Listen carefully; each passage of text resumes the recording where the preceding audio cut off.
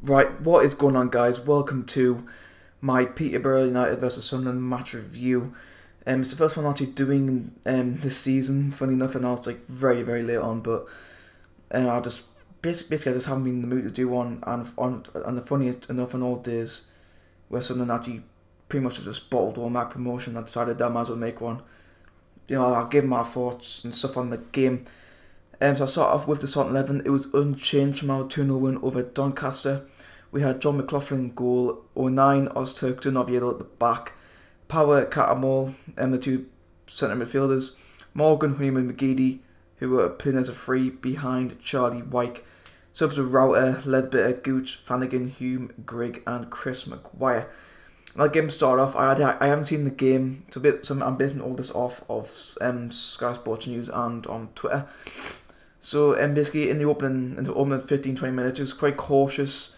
I think it was sort of end to end as you will, but it was still quite cautious. Obviously, both sides needed 3 points today. Yeah. So it was apparently all good. With Sunderland having the best of the chances.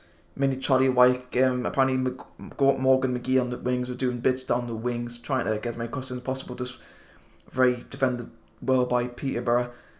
I think the 30th minute, Charlie Wyke actually had a goal disallowed. I'm not entirely sure if that is true or not, but apparently if Wyke had a goal disallowed on 30 minutes, and then he hit the sign then on the 37th minute, and that was just it on the first half, and then went in half time 0-0.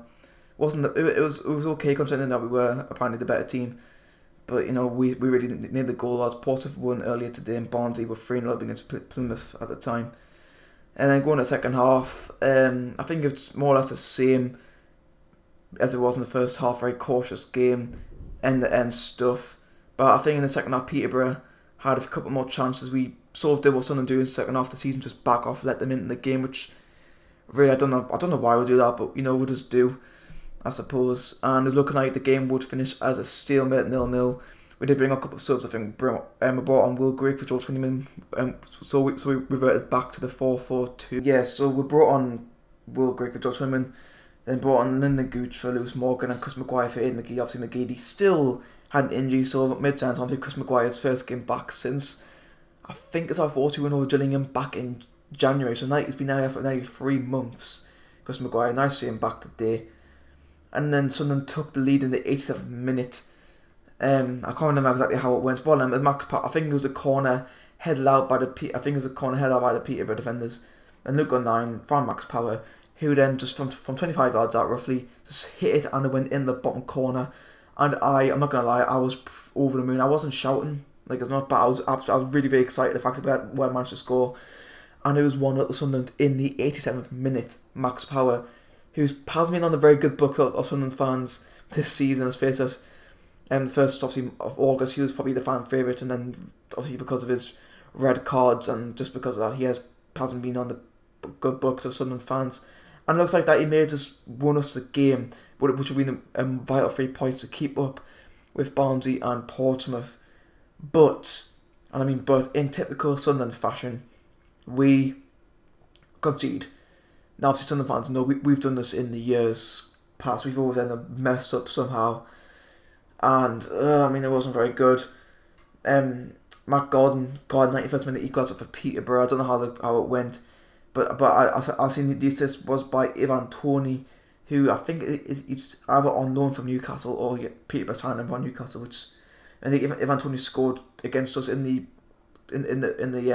reverse fixture in October. I think he scored in that game. Wait, no, I know he did, but I think he might have scored a brace in that one as well. And that's how the game finished. And overall, the overall reaction on social media is not the greatest. Everyone, including myself, has just accepted that we're not going to get second place unless Barnsley somehow mess up. And I can't see Barnsley's mess up because Barnsley, they are looking absolutely brilliant at the moment. You just can't see them messing up. I don't think we're going to get second place, guys. And it kills me to say that because after the games we had after Wembley, the wins over Accrington and Rochdale, everyone was in a really good mood, like really good vibe, thinking, oh yeah, we're going to get second place. And then Coventry messed up there. Doncaster were sort of revived it. Then today was the big game. We needed to get 3 points, and we're blowing it. And I think Swansea is doing well. I'm looking at Barnsley's fixtures now. They've got Blackpool at home, and then Bristol Rovers away. So 2 easy fixtures, and then we've got Portsmouth next week, which I'm absolutely dreading. I don't think. I don't know. I mean, like, I might change during the week. I just can't see us getting a win against Portsmouth right now. Portsmouth's game hand is against Peterborough, and obviously Portsmouth played Coventry today. I thought Coventry actually were going to go on and win the game. They didn't. They lost 2-1, which is a shame. Portsmouth have been very lucky in the last 2 games. Obviously, they scored late against Burton, and then they scored. Well, it was kind of late. It was in the 85 minutes against Coventry today. So yeah, Barnsley again looking on fine form. Luton are going up. I'm saying that Luton are going up. I mean, I know it's only 4 points between them and Portsmouth. I mean, if we win, I think if we win, if we beat Portsmouth and Luton win, then Luton go up. Yeah. If we actually, I don't quote on that one, but yeah, it doesn't looks like it will be plus for us. And from looks of things, looks like we'll be playing Charlton in the semi-finals, and you never know, Doncaster might surprise Portsmouth or Barnsley, whichever one to get second spot, and maybe meet us in the playoff final. But I'm getting too ahead of myself here, guys. I mean, I know I'm being a bit, like pessimistic about this, being very negative, but unfortunately that is just the truth. I don't think we're going to get automatic promotion, which would have been a shame. And one thing I've noticed now, like this has been happening across the season. People have since sort of January, Jack Ross has started to get a couple of questions. People question him as a manager, and today it's probably been the biggest reaction against Jack Ross I have seen all season on Twitter and stuff like that. It's just like people just annoyed by Jack Ross. I mean, his tactics this season have massively impacted us. You can definitely say that. I mean, obviously, I think the biggest examples is the Czech Trophy final. We 1-0 up, we were cruising, and then just sat back and defended. And then obviously our 18 draws this season. That's absolutely ridiculous. Considering that we're trying to get a promotion, we've got 18 draws. It's just not good enough.